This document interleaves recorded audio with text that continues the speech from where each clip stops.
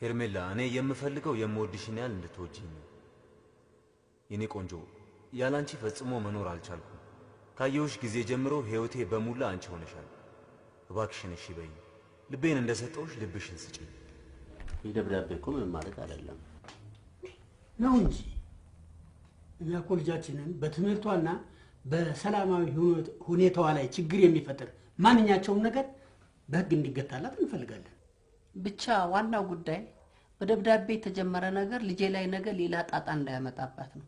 ታዲያ አሁን በምን መልኩ ነው ልትረዱን የምትችሉት? አሁን እንዲህ ነው ማለት አልችልም። እናንተም ነገሩን ለጊዜው ቀለል አድርጋችሁ ተመልከቱት። ምን ማለት ነው? በጨለማ ውስጥ ልጄን እያሳደደ ቤቴ ድረስ መጥቶ ደብዳቤ መወረሩ ከድፍረት ውጪ ሌላ ምን ትርጉም ይኖረዋል? ግን አንተ ይሄን እንዴት ታቃልለዋለህ? እንዴት አላቀለው? ይህ ደብዳቤ እንደዋና መረጃ ያገለግላል። ደብዳቤውን ማንም ሊጽፈው ይችላል። ከዚህ በመነሳት ምርመራ ማካሄድ አልችልም። መርማሪነትህ እኮ የዚህ ጉዳይ ባለቤት ማን እንደሆነና ይህ ጉዳይ ምን ያህል እንድታሰብበት እንድታጣራ መሰለኝ። በስርዓት መነጋገሩ ጥሩ ነው። ስራዬን በሚገባ ማክሰው ነኝ። ነጥቡ እንኳን እሱ አይደለም። ምን አሉ? አይ ምንም እባክህን ወሰኔ ለምን አለብኝ ሄድ ምን ይነሳብሃል? እባክህን ሄድ። እኔማ አንተ አለቃህ ጋር ነው የሚሄደው። እሱ ያሻውን ያርገኝ።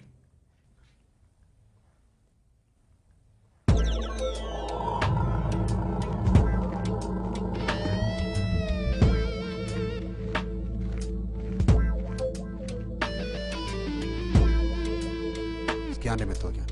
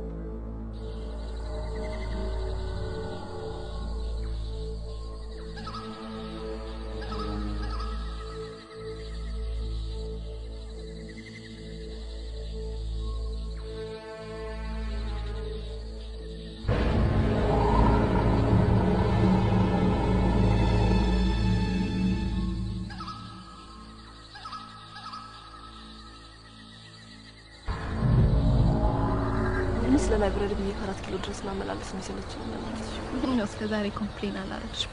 4 ኪሎ ሚስተር ፐርፌክት ተገኘ እንዴ? እኔ ሚስተር ፐርፌክት ታይ እባክሽ። እዛ ኬሚስትሪ ክላስ ውስጥ ያለው ልጅ ላይ ስታፈጭ አላየሁሽ? አንቺ ልጅ አንቺ ነው ያማርሽ ልጅ በሙሉ ምን ያማርኝ መስልሻል አይደል? እውነቱን ንገሪኝ፣ አያምሩም? አይኔ ሰዓት ይዛችሁ 11 ሰዓት አረ ሄርም ሰዓቱ እንዴት ነው? እንሄዳለን።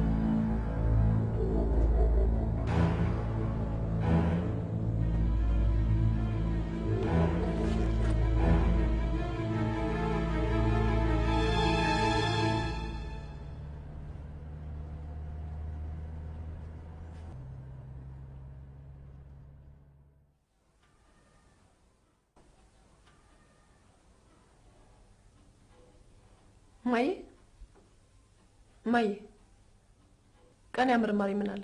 ምን እሱ እኛ ያቀረብነው ማስረጃ እኮ በቂ አይደለም ማለት። እኛ ራሳችን ይዘንለት እንድንሄድ ነው የሚፈልገው። የከፋ ቀና ይምጣ እንጂ ግድ የለም።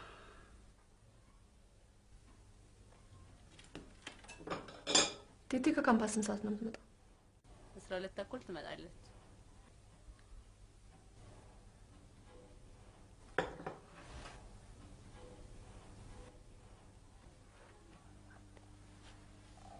ሄርሜ ቢንጂ እየበላው ነው እንዴ? ነው ወይንስ በልተሽ ነው የመጣሽው? እየበላው ነው። አረቢ በቃ ነው ወንድማችሁ ደውሎ እኮ ነበር። መጣላል። እሱ ምን ይመጣል? እዛው ካምፕ አይደል ያለው? በደንብ ቢል ጨምረልሽ። ቆይ በቃኝ ማየ በቃኝ። ቆይ ቢል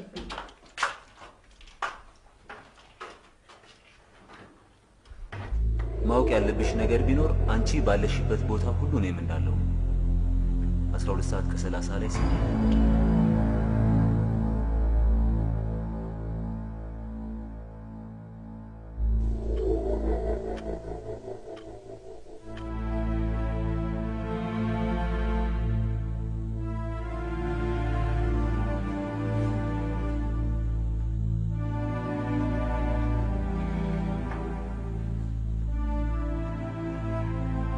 ኤርሚ ምን ነፈዘሽ?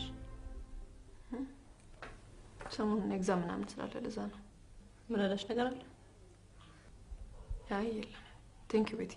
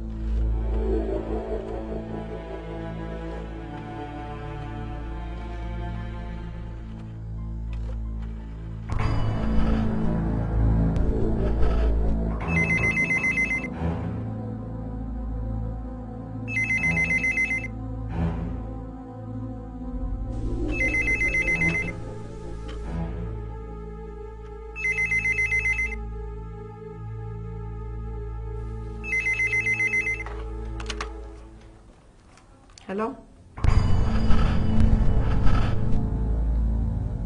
Hello? من? Hello? ليه؟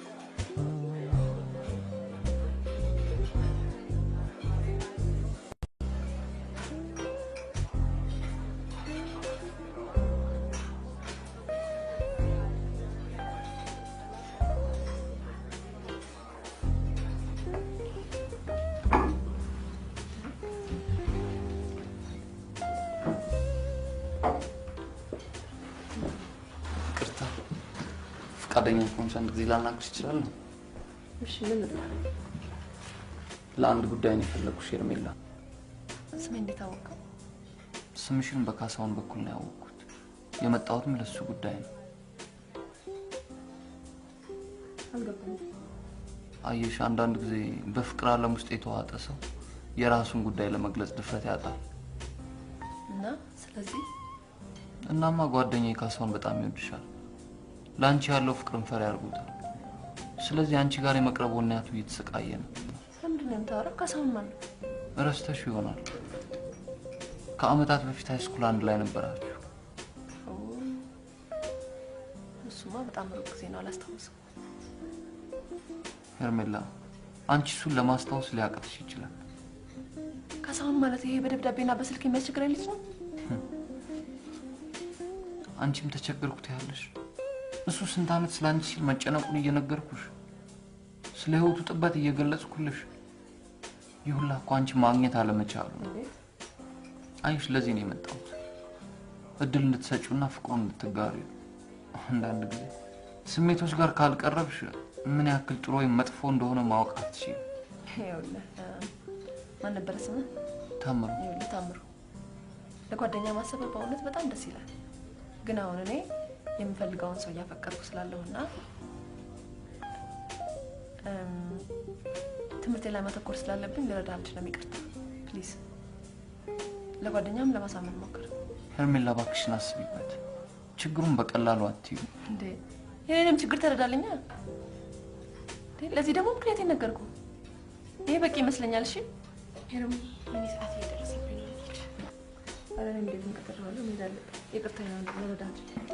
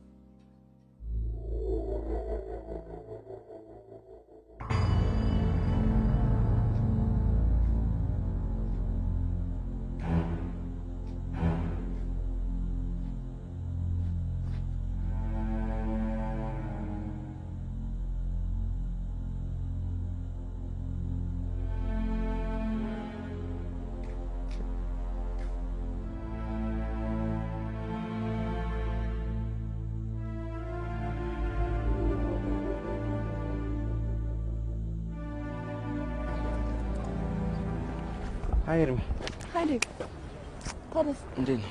ቆየሁ። ምን ላድርግ? ማስረከብ የነበረብኝ ሁለት ፔፐሮች ነበሩ። ለነሱ ራዋጥ ነው። ሰውን አለቀለ? ተገላገል። በእናትህ አንተስ ተገላገልክ? የኔስ ፔፐር ሳንብላና ስራችንን እንቀጥላለን። እንሳት ራስ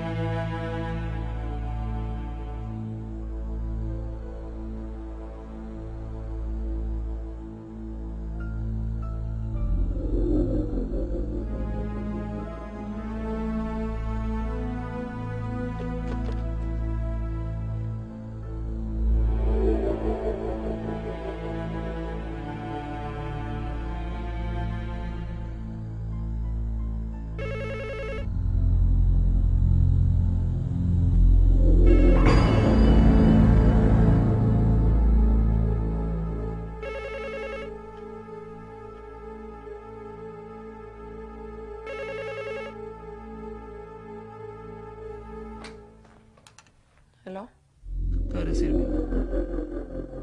ሰላም አልበል። ካሳሁን ነኝ። አንቺ ለምን የሰው ስቃይ ገባሽ? ይቅርታ ነው እንዴ? የምስቃይ ነው የምታወራው? የምስቃይ ነው የምታወራው?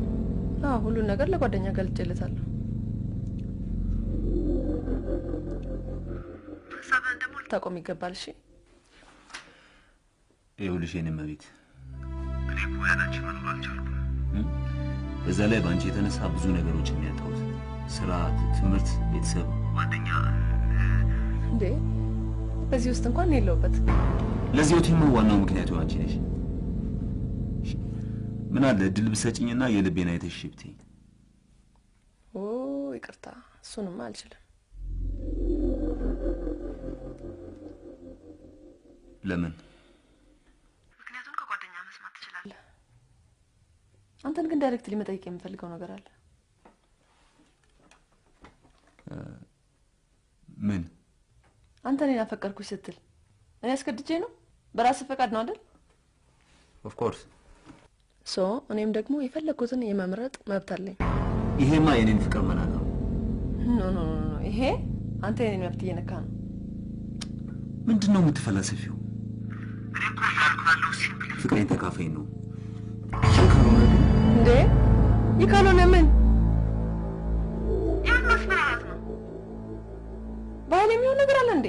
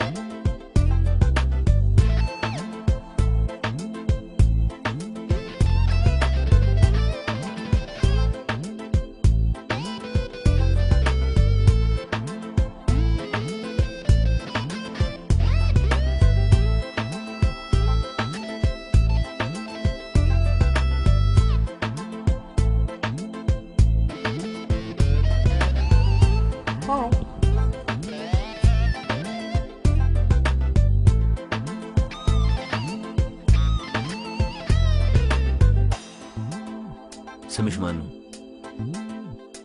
ንግስት።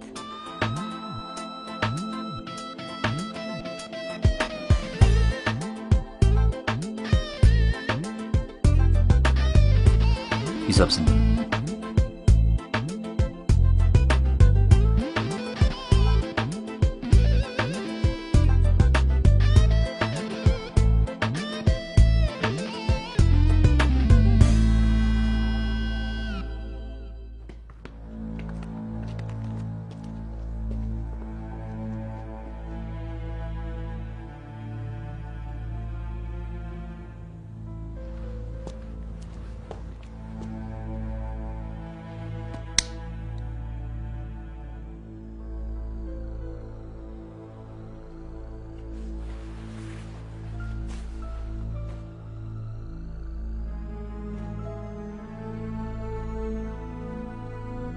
አይንሽን ጨፍኝ።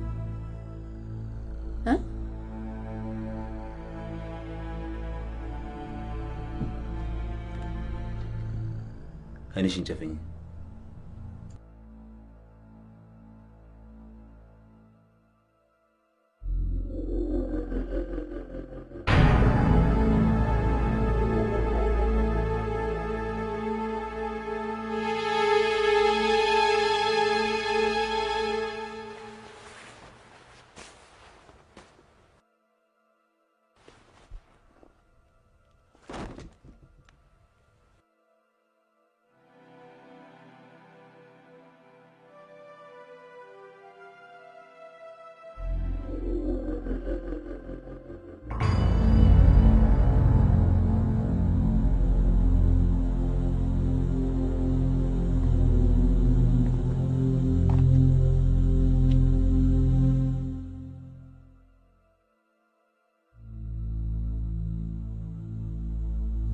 ምን ሆንክ?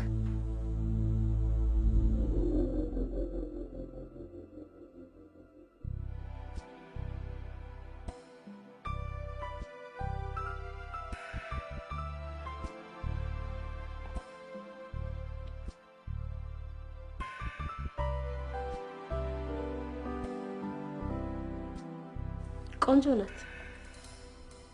ምን ነች? ህይወቴ ራሴን ያጣሁባት ሄርሜላ ነች። አብራችሁ ናችሁ? እሷ ጋር ሳይሆን ያው ከምስሏ ጋር። እንዴት? ሁሉንም በሚገባ ሞክራል?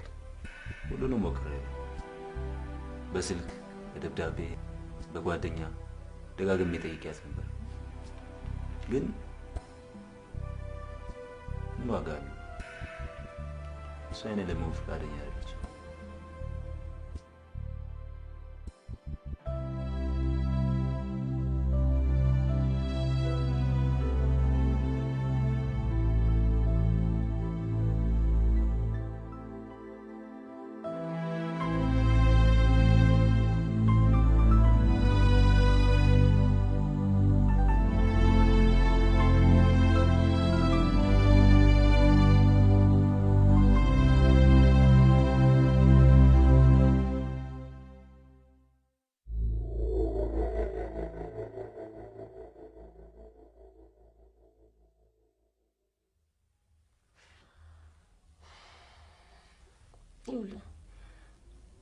ሴት ልጅ ሀብትና ጉልበት የመልክ ያህል ይስቧታል። ይህን ደግሞ ጠንቅቀህ ማወቅ አለብህ።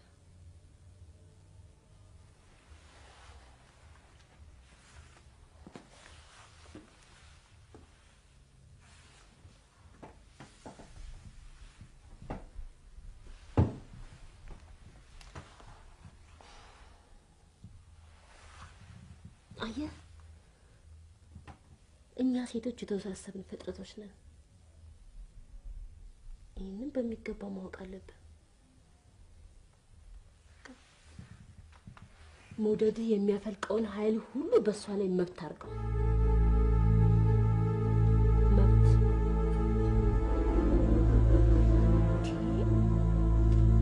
ራስ ሞት እንደዚህ አትሽር።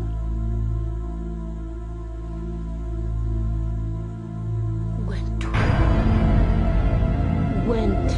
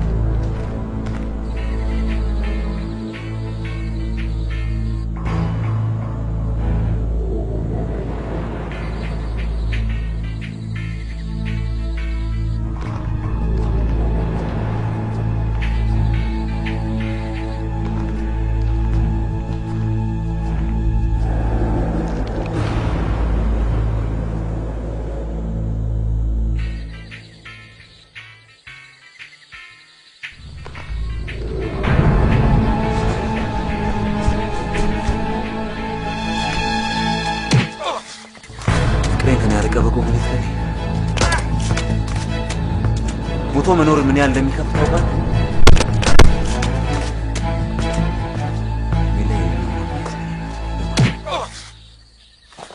ታስባት አንተ ይሻል ካሰብካት ሞት ነው አንድ ላይ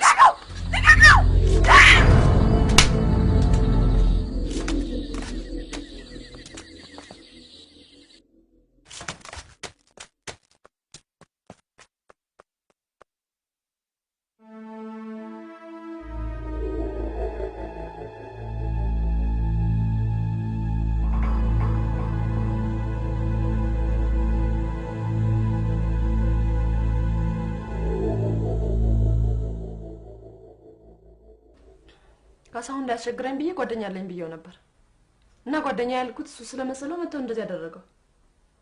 ይሄ የምወዳቸውና አጠገብ ያሉትን በሙሉ ከኔ ለማሸሽ ሌላ ችግር እየፈጠረ ነው። ይገባኛል። ለኛ የተማሪዎቻችንን ደህንነት መጠበቅ ዋነኛ ስራችን ነው። አይመስለኝም። ግዴታችሁን ግን እየተወጣችሁ አይደላችሁ። መቼስ አንዳንድ ስህተቶች አይጠፉም።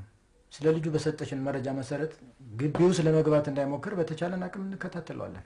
በዚህ ሁኔታማ የማናችንም ዋስትና አጠራጣሪ ነው። ግዴን ለማታስብ ለበለጠ እርምጃ ሪፖርቱን ለፖሊስ ጣቢያ እናስተላልፋለን። ሆኖም ግን እናንተም ጥንቃቄ እየወሰዳችሁ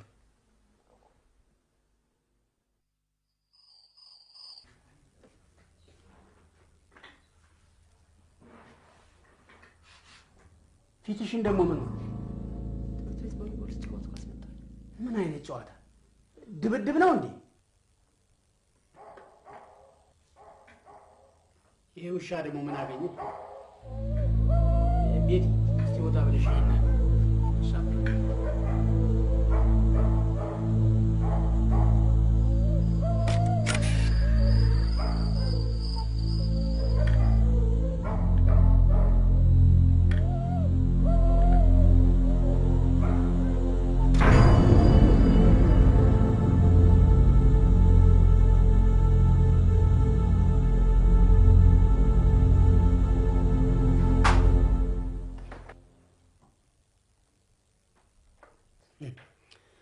በኖርኩበት ሰፈር መደፈሬ እኮ ነው የሚያናድደኝ። ቲቲዬ እባክሽ አንብቢ ውስጥ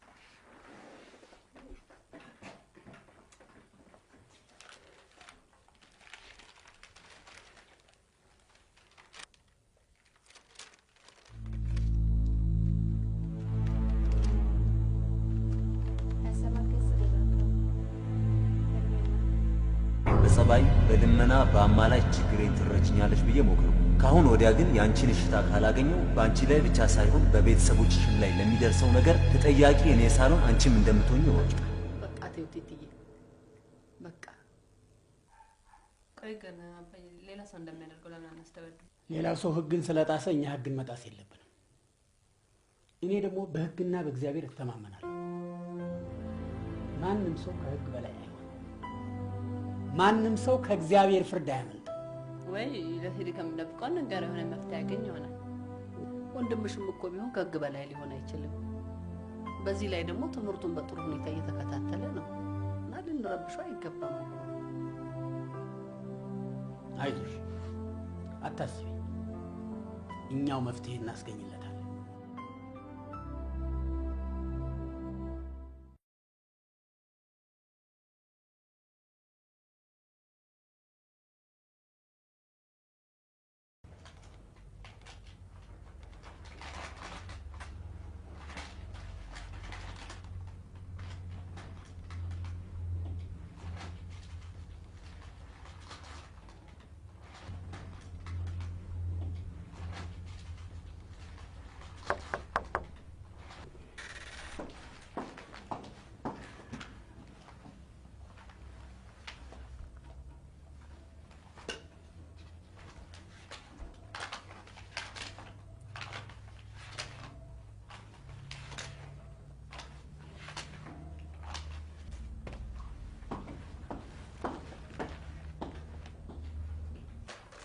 ወታደር ክፍሉ ከዚህ የበለጠ ማስረጃ የሚያስፈልግ አይመስለኝም። ትምህርት ቤቷ ድረስ ሁሉ ሄዶ ገብቶ ደብድቧታል። ይሄ ደግሞ ተጨማሪ የዛቻ ደብዳቤ ነው። አባት ቢረጋጉም ይሻል ይመስለኛል። ቢረጋጉ? እንዴት እንደዚህ ትላለህ? ቤተሰቤን እያስፈራራና ሊጨርሰን እየዛተ እንዴት ቢረጋጉ ትላለህ? ተው ቀስ በል እባክህን፣ ቀስ በል። ህመም ይነሳብሃል። ቀስ በልና አስረዳው። እባክሽ ተይኝ፣ አንቺ ተይኝ እባክሽን። ይሄ ሁኔታውን እያየሽ አይደለም እንዴ? እሜት ያድምጡ። አሁን ይሄ ደብዳቤ መነሻውና ካለፈው ይልቅ ጠለቅ ያለ ኢንፎርሜሽን ስላለው ነገሩን በቀላሉ እንከታተለዋለን። እናንተም ደግሞ አትስጉ። ምን ያው በማን እንተዋለን ብለህ ነው? በእናንተና በእግዚአብሔር ነው እንጂ ሌላ ማን አለ ብለህ ነው? ግደለም ያለኛ ተውት።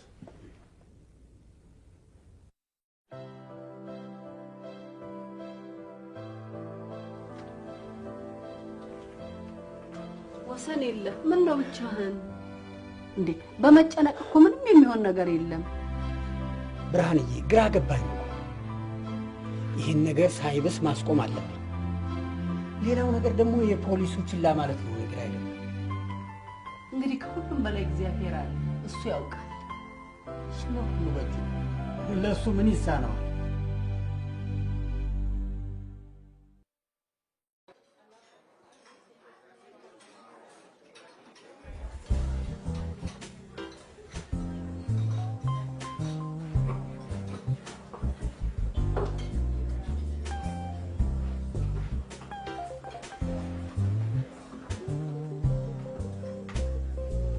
ሄርሚ ምን ነው ፈሰስሽ? ከሰውን ነገር በጣም እያሳሰበኝ ነው። ፊቴን እኮ ደብድባት ሆስፒታል ገባች። እሷ ደግሞ ምን ትሆናኝ ነው የሚለው? የሚያሳፍረው ነገር ግን ተይዟል ዛሬ ፍርድ ቤት። አባዬ ሄዷል። ገና እሱ ሲመጣ ነው የምሰማው። የሚያስፈራው ነገር እኮ በዙሪያሽ ያሉት ሰዎች ላይ መዝመቱ ነው። ዴቭን፣ ቲቲን፣ ኔክስት ደግሞ ማንኝ አይደለም እኔን ይሆናል እንግዲህ ፖሊስ የሆነ ነገር እስኪያደርግ ድረስ ሁላችንም ጥራችንን እንጠብቅ። እውነትሽን ነው እኮ። በጣም የሚገርመኝ ነገር ምን እንደሆነ ታውቂያለሽ? እንዴት እሺ አትለውም ችግሩን አይታ ብትቸገርለት የሚሉት ወገኖች። ምን ታደርጊዋለሽ? ሰው እኮ በራሱ ካልደረሰ አይገባም። እኔ የምልሽ እንዴት ግን ምርጫ ያልሆነን ሰው አፍቅሪው ከእሱ ጋር ምን ይባላል? እዛው በዚህ በሰለጠነ ጊዜ የሰው ሁሉ አስተሳሰብ ሊበራል በሆነበት ጊዜ አይገርም? ከላይ ሊበራል ይመስላል እንጂ ውስጡ አይደለም። ለእኛ ለሴቶች ሲሆን ሁልጊዜ ባህሉ፣ ህጉ፣ ህዝቡ የተለያየ አመለካከት ነው። መቼ እንደሚቀየር ግን አላውቅም። አይ ቲንክ እኛ ሴቶች ራሳችን የሰውን አመለካከት ካልቀየርን ምንም ለውጥ አናመጣም። ካሳሁን ታናሽ እህቴን ትዕግስትን በገጀራ ደብድባት ሊያመልጥ ሲል ተያዘ። ይህን አድርጎ ግን ፍርድ ቤቱ በ100 ብር አስለቀቀው። ይህን አይነት ውሳኔ መወሰኑ ይበልጥ ፍርሃት አሳድሮብናል።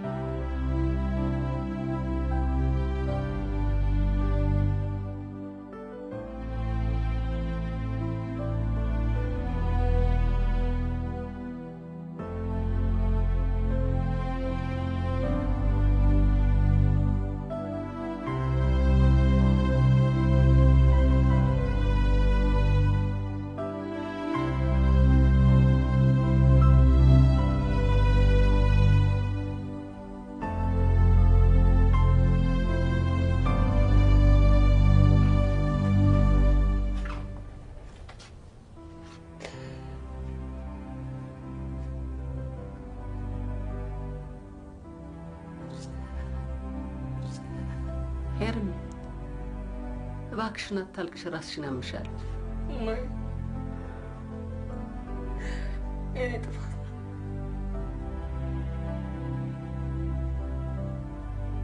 ይሁን እኮ የሚሆነው በእኔ ምክንያት። ምን ነው ሄርሚ?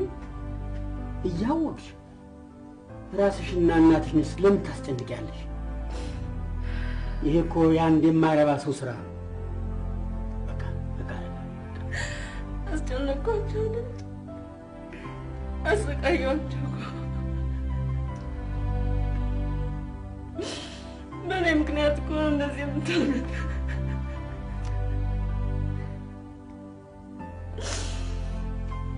እንኳን እኛና መንግስትም አልቻለው።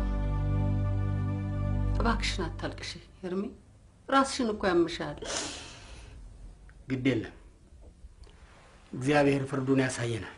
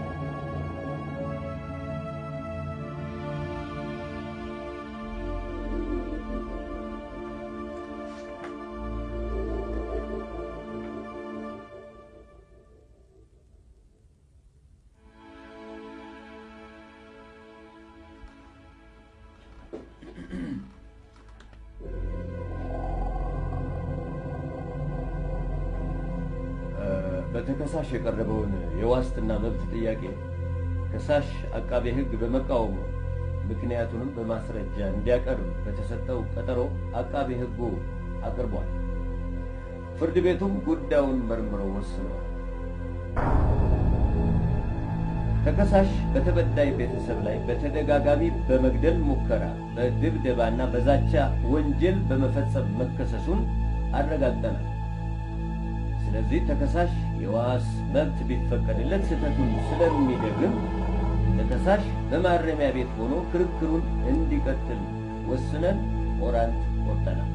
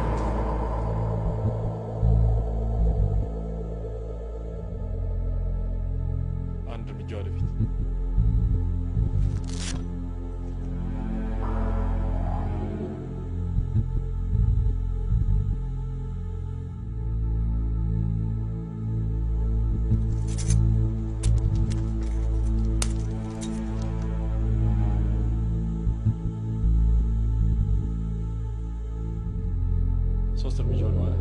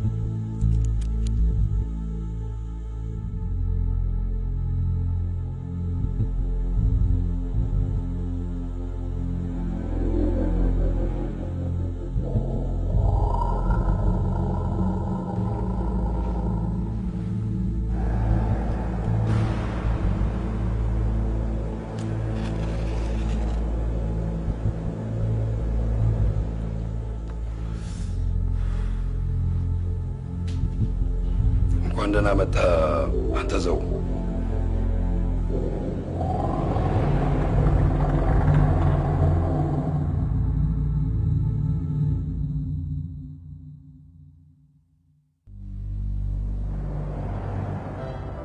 የካሳውን ማረሚያ ቤት መቆየት በሰላም ኑሯችን እንድንመራ አድርጎናል።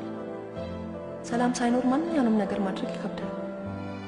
እንደኔ ከሆነ ፍቅር የመልካም ነገሮች መገለጫ እንጂ ኃይልና ጥላቻን ማንጸባረቅ አይመስለኝም። አሁን የተወሰኑ ጊዜያቶችን የሰከነ ህይወት ስንኖር እህቶቼ መስዋዕት ሆኑ።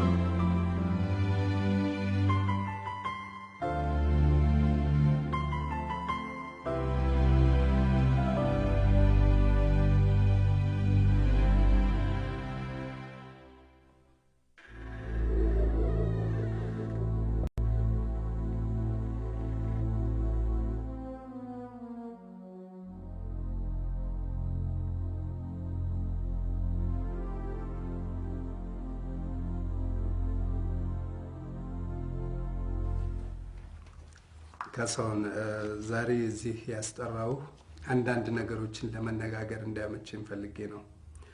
እናም በጥያቄ ብጀምርልህ ቅር እንደማትሰኝ እገምታለሁ።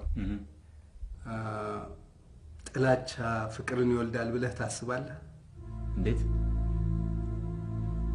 አልገባኝም። ይኸውልህ ምን መሰለህ፣ አንተ ፍቅርን በኃይል ለመግዛት በሞከርክ ቁጥር በተፈቃሪዋ ልብ ውስጥ ግን ጥላቻን ነው የምታተርፈው። ለምን ጥላቻን አተርፋለሁ? ፍቅር ከሰጠው ፍቅር ሊመለስልኝ ይገባል እንጂ ጥላቻ ለምን? ልክ ነህ። ማንም ሰው ፍቅር ከሰጠ ፍቅር ሊመለስለት ይገባል።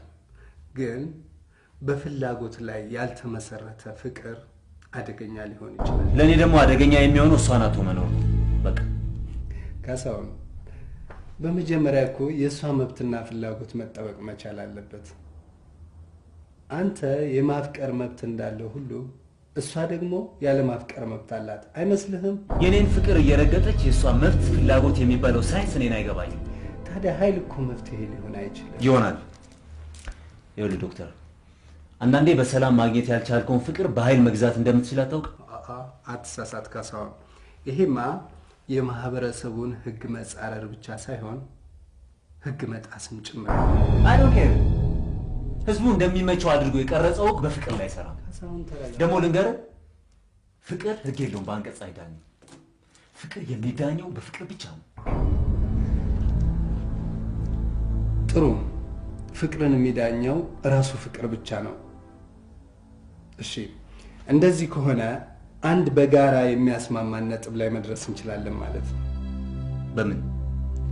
ፍቅርን ኃይል አይዳኘውም የሚለው ላይ። ኦፍ ኮርስ። ግን ቆይ፣ አመሰግናለሁ ካሳሁን። እንደዚህ ከተማመነን ፍቅር ምንጊዜም ያዝናል፣ ይራራል፣ እንዲሁም ሰላማዊ መንገድን ይከተላል። ስለዚህ ምን አለ አንተም ለፍቅር ስትል ኃይልህን መስዋዕት አድርገው ከእሷ ጋርም ቢሆን በቅርቡ ተገናኝታችሁ የምታወሩበትን መንገድ ለማመቻቸት እንሞክራለን።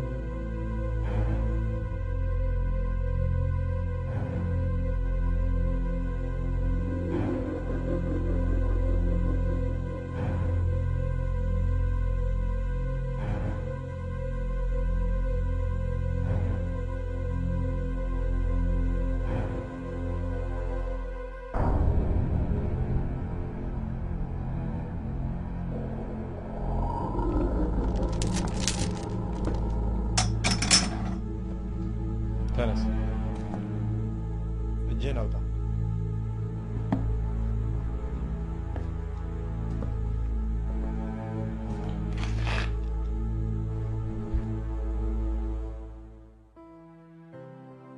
ካሳሁን በዚህ የ10 ወራት ጊዜ ውስጥ ባደረግንልህ የሕክምና ክትትል የተሻሻለ ለውጥ አሳይተሃል።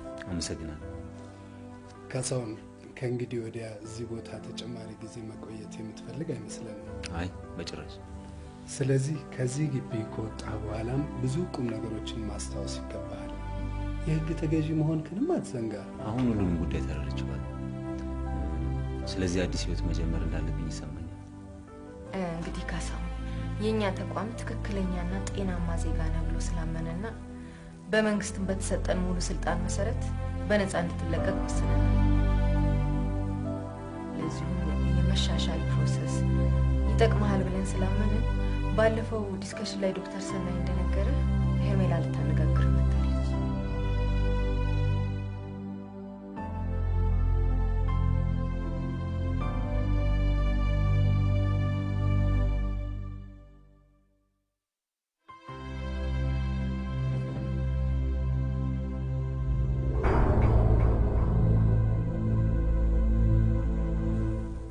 ሰላም ካሳ።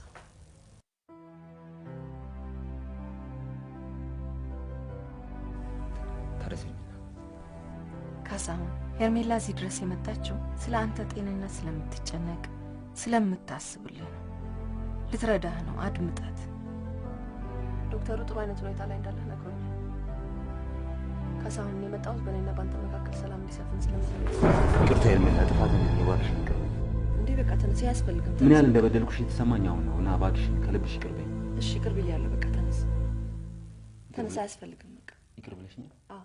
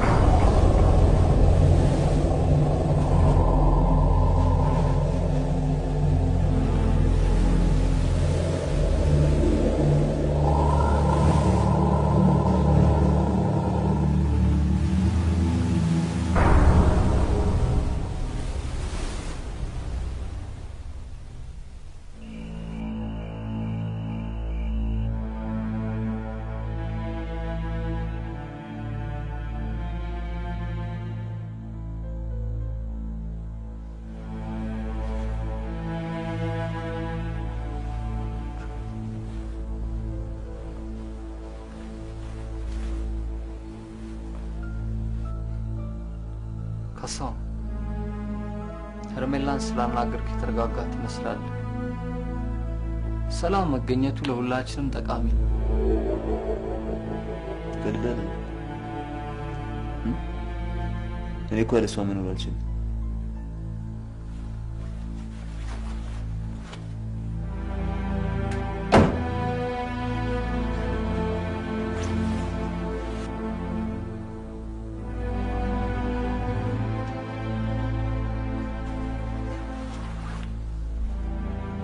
ይልቃውን ቀጠሮ አለብኝ።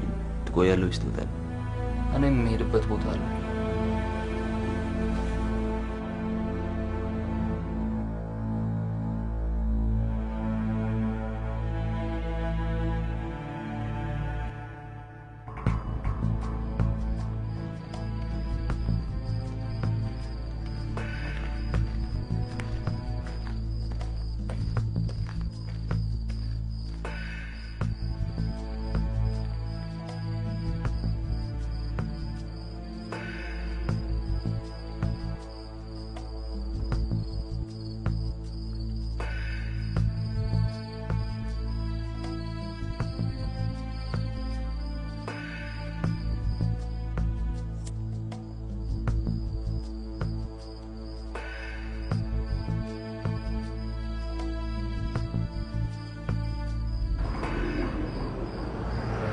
አሁን እዛ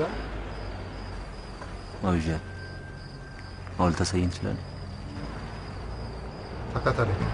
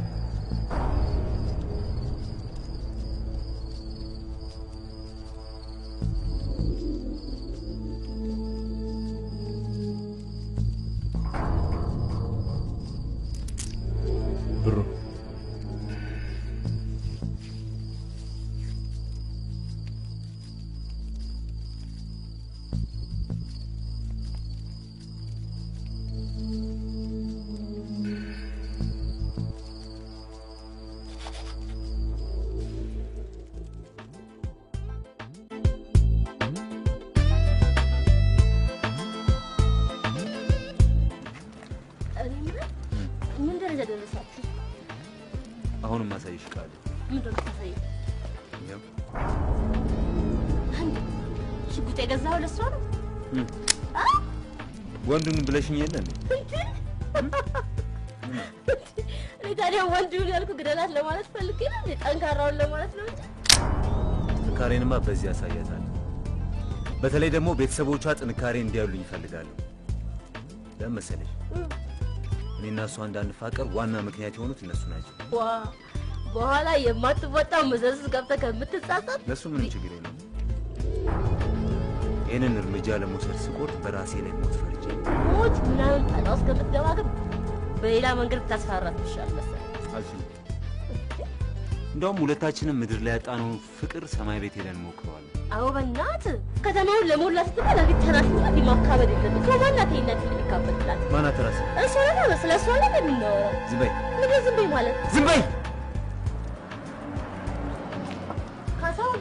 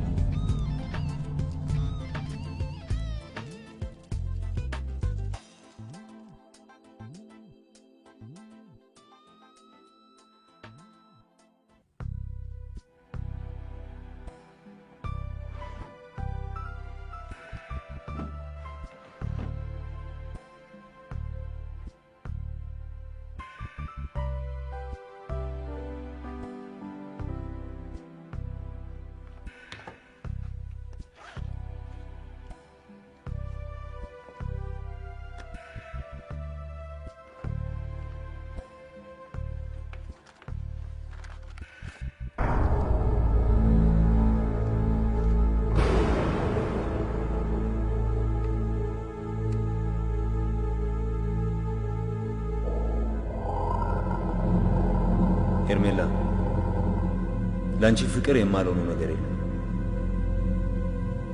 ደግሞ ምንም አይል የተባለ እኔን አያስቆመኝ። አባትሽም ቢሆን አባትሽን ሊያስቆም በፍቅራችን የመጣው ሁላ መጨረሻው ሞት ነው።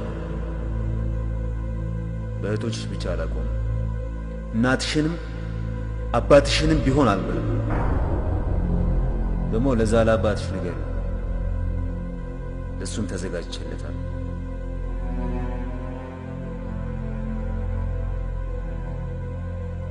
ኤርሚ እናትሽና እህቶችሽ ወዴት ሄዱ? ምን ሆነሽ ነው የምታለቅሽው? ምንም አልሆንኩም። ምንም? ምንድን ነው ትራሱ ስር ስትደብቂ ያየሁት? ይኸው ምንም ነገር የለም።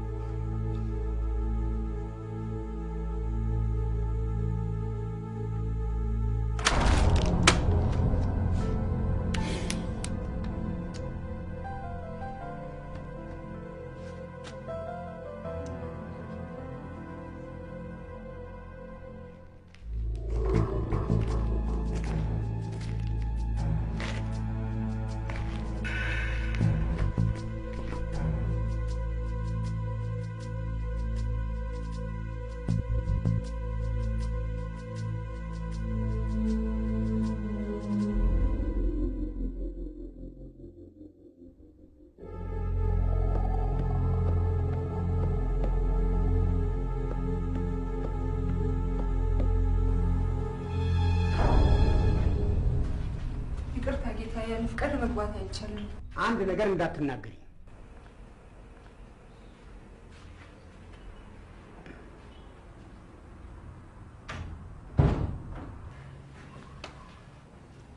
ምን ልርዳዎት?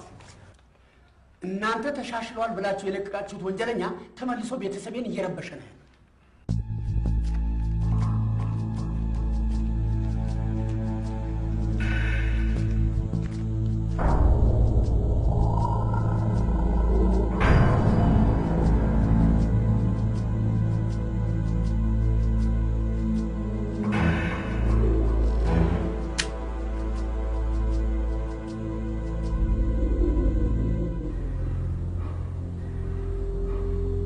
መልስ ሊሰጡኝ አይችሉም።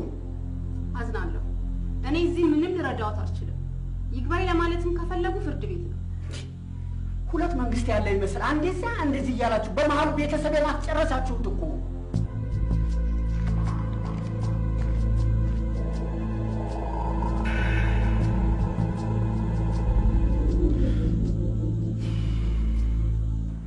ሕግን ባከበርንበት ሀገር እንዴት እንደዚህ እንበደላለን?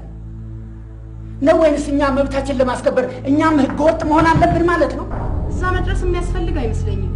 ታዲያ ከእናንተ ሌላ ስለ መብታችን ማንን ነው ማነጋገር? መጮህ አስፈላጊ አይደለም። ተረጋግተው ሊነግሩን ይችላሉ።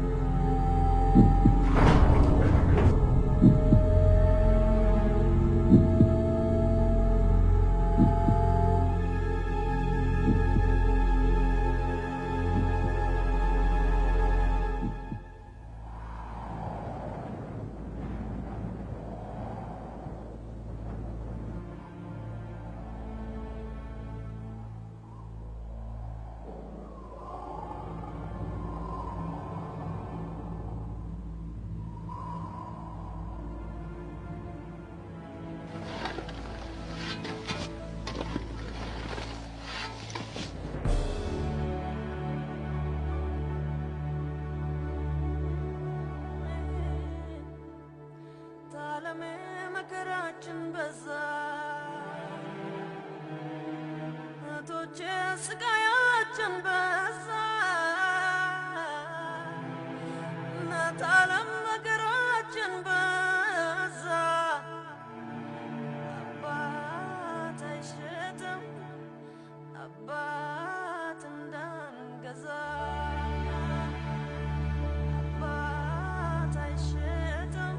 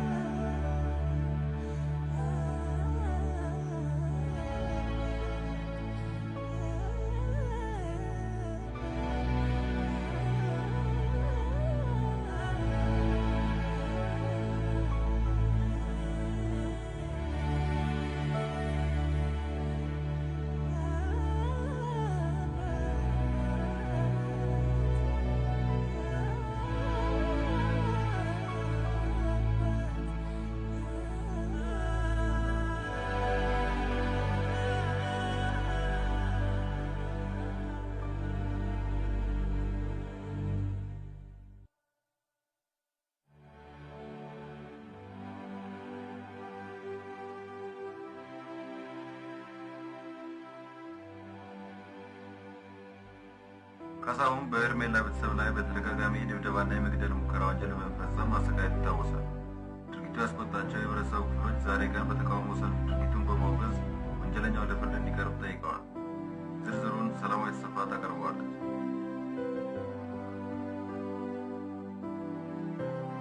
ፍርድ ቤቱ በጥይት ተኩሶ በመምታትና 2 ጊዜ የመግደል ሙከራ ያደረሰውን ሰው በ1000 ብር ዋስ ለቀቀው። ተጎጂው ቤተሰብ የገጀራና የጥይት ድብደባ ሲፈራረቅበት ረጅም ዓመት ሆኖታል።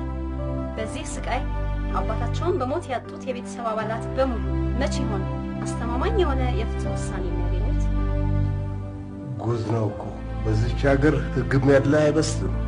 ህግ የመኖር ያለ መኖር ብቻ አይደለም፣ ህግ የማክበር ያለ ማክበርም።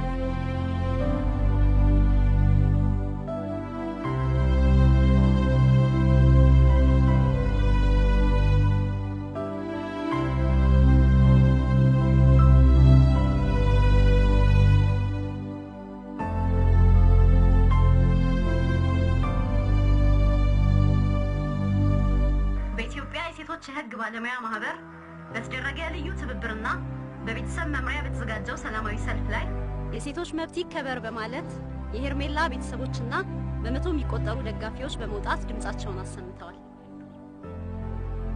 ወይዘሮ ብርሃን ይህን ፕሮግራም ለሚከታተሉ ተመልካቾች ምን የሚሉት ነገር አለ? እንደ ዜግነታችን በነፃ የመኖር የመንቀሳቀስ መብት ለኛ የማይታሰብ ነው። ፍትሃትን ራቁታችንን የቀረ ነው። ብቻ ይህን ፕሮግራም የሚመለከት ኢትዮጵያዊ ሁሉ ይፍረድልኝ እንጂ እኔ ሌላ ምን እላለሁ?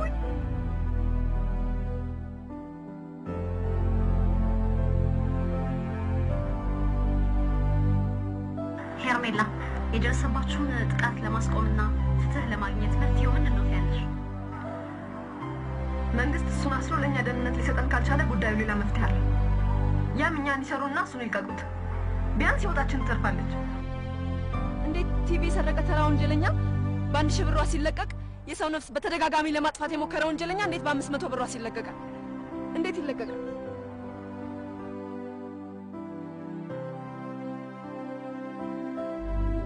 እንዴት ፖሊስ ይህን ማስቆም ያቅተዋል? እንዲህ አይነት አሰቃቂ ወንጀል በተደጋጋሚ የሚፈጽም ግለሰብ እንዴት ከህግ በላይ ይሆናል?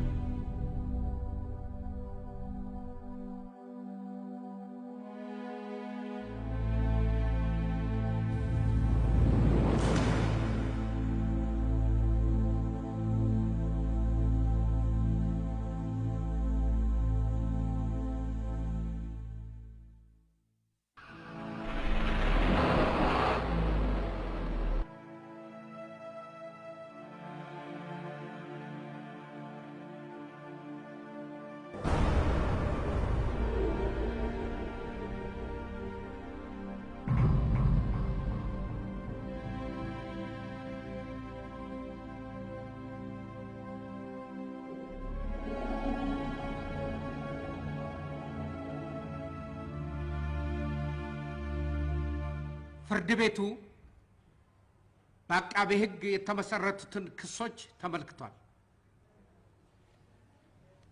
አቃቤ ሕግ የመሰረታቸውን ክሶች በተከሳሹ ለመፈጸማቸው ባቀረባቸው ማስረጃዎች በሚገባ ያረጋገጠ ሲሆን ተከሳሽ ግን እነዚህን ማስረጃዎች አላስተባበለም። በመሆኑም ተከሳሽ በቀረበበት ክስ ጥፋተኛ ነው ብለናል።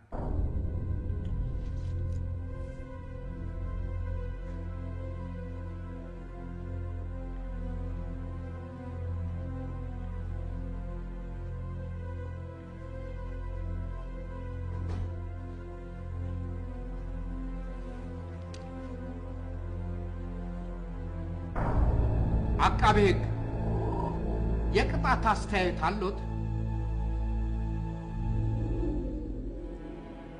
አቶ ካሳሁን ይህን ቤተሰብ ለ8 ዓመት ሲያሳቅቅ፣ ሲያስፈራራ፣ በገጀራ በጥይት ሲደበድብ ቆይቷል። ይህ ቤተሰብ ፍትህ ይሻል። ስለዚህ የተከበረው ፍርድ ቤት በተከሳሹ ላይ ጥፋተኛ ሆነው በተገኘባቸው የወንጀለኛ መቅጫ ሕጎች የተቀመጡትን ከፍተኛ ቅጣት እንዲወስንበት አመለክታለሁ።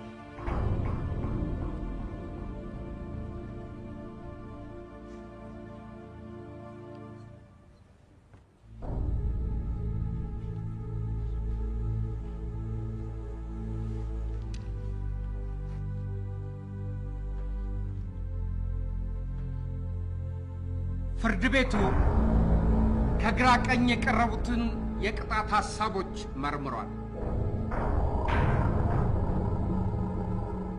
እነዚሁኑ ሐሳቦች መሰረት በማድረግ ተከሳሹ እጁ ከተያዘበት ቀን ጀምሮ በሚታሰብ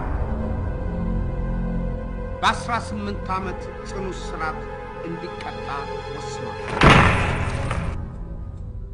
ማንም ሰው በፍቅር ላይ መፍረድ ስልጣን የለውም። ማንም ሰው የኔና የኤርሜላን ፍቅር እንኳን እናንተና ሞት እንኳን አይዳኝ።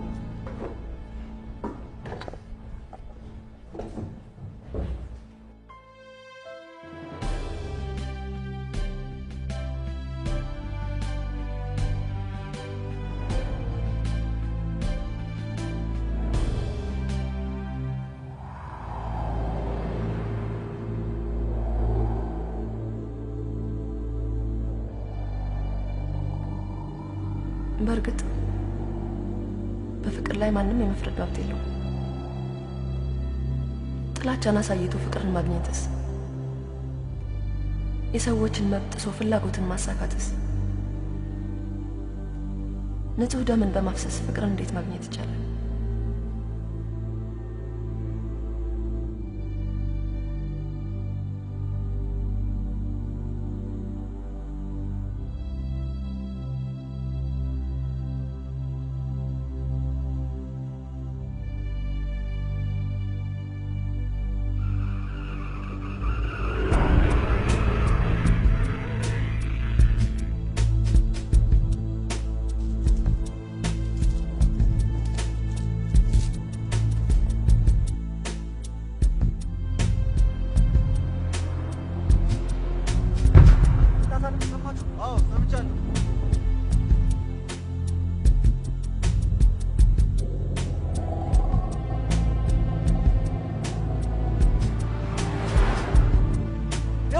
ሰዓት ማጥፋውን ዘና ቶሎ በል ቶሎ በል።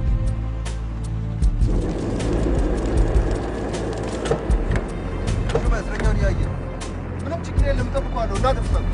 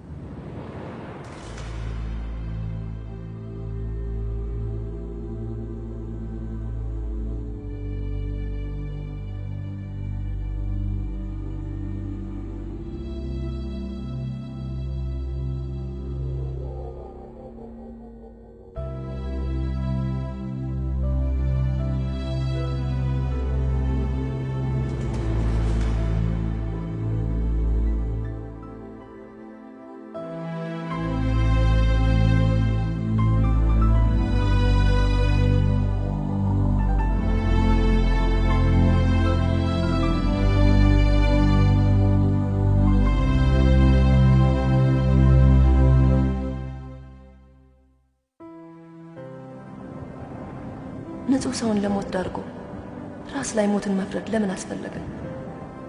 ይህን በማድረግ ፍቅር እንዴት ይገኛል?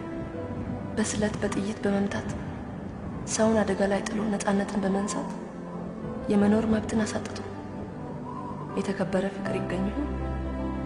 መነሻውስ ፍቅር ከሆነ ይህ ድርጊት የፍቅር መገለጫ እንዴት ይሆናል?